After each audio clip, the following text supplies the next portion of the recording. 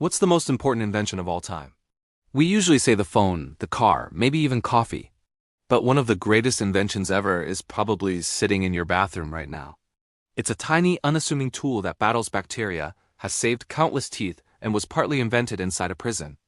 This is the surprisingly dramatic and strange story of the toothbrush. For as long as we've been human, we've had a problem: bad breath, and our struggle to fix it goes back thousands of years. We have been trying to clean our teeth for over 5 millennia. The ancient Egyptians, for example, created a kind of toothpaste from a gritty mix of burnt eggshells, crushed ox hooves, and ash. Not exactly minty fresh, but it got the job done.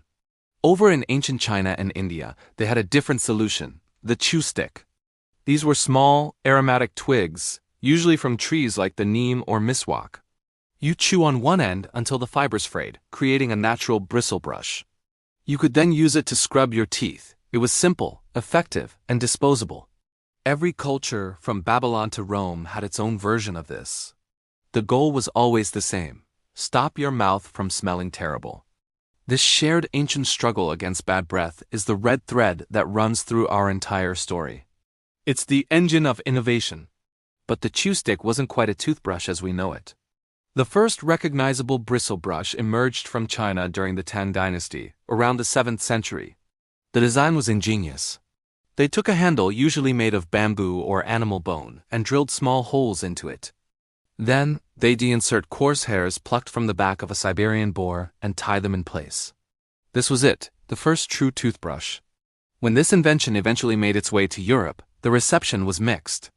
Europeans found the boar-hair bristles incredibly harsh and abrasive. Some people avoided brushing altogether, preferring the old methods or, well, just not brushing. Let's just say medieval hygiene was questionable at best. There's a reason you don't see many big toothy grins in old European paintings. For centuries, the toothbrush remained a niche luxury item, far from the everyday tool it is today. And that brings us to 1780s England, and our story's most unlikely hero, a man named William Addis. Addis wasn't a scientist or an inventor. He was an entrepreneur who got himself arrested after a public riot and thrown into Newgate prison. Life in an 18th century English jail was grim. For oral hygiene, inmates were given a cloth rag to dip in a mixture of soot and salt. You'd rub this gritty paste on your teeth. It was messy, disgusting, and didn't work very well. Stuck in his cell, Addis thought to himself, there has to be a better way. One evening after dinner, he saved a small animal bone from his meal. He then managed to get some bristles from a prison guard's broom. An idea was forming. He meticulously drilled tiny holes into the bone. Then he took the broom bristles, threaded them through the holes, and secured them with glue. In the middle of a London prison, using scraps and leftovers, William Addis had just created the first modern-style, mass-producible toothbrush. When he was finally released, Addis didn't forget his prison project. He founded a company to manufacture his new invention. That company, which started with a bone and some broom bristles, is still around today. It's called Wisdom Toothbrushes, one of the oldest toothbrush manufacturers in the world. An entire industry, born from a moment of inspiration in a jail cell. After Addis, the toothbrush design began to spread slowly across Europe. It was still a luxury, but it was gaining traction. The materials started to evolve. Handles shifted from bone to fancier woods, and eventually to early forms of plastic like celluloid. Toothpaste also evolved alongside the brush, moving from powders sold in tins to the tubes we recognize today. Hygiene was becoming more common, but it was far from universal. The toothbrush was still a long way from being in every home. The next great leap forward didn't happen until 1938, and it came from a chemistry lab. The company DuPont had just invented a revolutionary new material, nylon, and it would change everything for the toothbrush. Before nylon, all bristles were made from animal hair, usually from boars, and boar bristles had problemy. They were gross. They would fall out, they would harbor bacteria and get moldy, and they had a distinctly unpleasant animal Y taste. Nylon fixed all of that. It was a synthetic miracle fiber. It was perfectly clean, incredibly durable, and you could manufacture it to be soft, medium, or hard. It didn't fall out, it didn't grow mold, and it didn't taste like a pig. Suddenly, toothbrushes could be made cheaply, consistently, and in vibrant new colors. The brush became truly modern, ready for the masses. The stage was set for the toothbrush to conquer the world. The final push came from an unexpected source: World War II.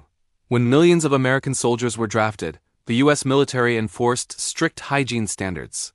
Every soldier was issued a toothbrush and required to brush their teeth daily. For many young men, this was the first time they had ever adopted a daily brushing habit. When the war ended and these soldiers returned home, they brought that habit with them. This sparked a massive cultural shift. An entire generation of Americans was now obsessed with oral hygiene. Advertisements for toothbrushes and toothpaste exploded. A bright, clean smile became a symbol of health, success, and American life. The toothbrush was no longer a luxury or a weird novelty. It was a household essential, sitting in every bathroom from New York to California. The toothbrush boom had officially begun. And that brings us to today. The modern toothbrush comes in countless forms. There are ergonomic plastic handles, eco-friendly bamboo ones, electric brushes that vibrate thousands of times a minute, sonic brushes, brushes with color-changing bristles to tell you when to replace them. It's a multi-billion-dollar industry.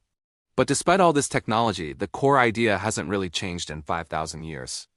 It's still the same basic principle as the ancient chew stick. Put something in your mouth and scrub until your teeth look and feel better. Here are a few fun facts to put it all in perspective. The average person will use around 300 toothbrushes in their lifetime. And believe it or not, the toothbrush is actually older than the fork. For centuries, people ate with their hands and a knife, but they were already trying to figure out how to clean their teeth. In the end, the history of the toothbrush is the story of an invention that never tried to be cool. It didn't need to be flashy or high-tech. It evolved from a simple chew stick to a bone with boar hair, to a prism project, to a nylon wonder. It just needed to work. And it worked so well that it became one of the most essential, ordinary, and overlooked items in our daily lives. It proves that sometimes the most mundane things have the most extraordinary stories. And that is the curious and surprisingly strange history of the toothbrush. Thanks for watching.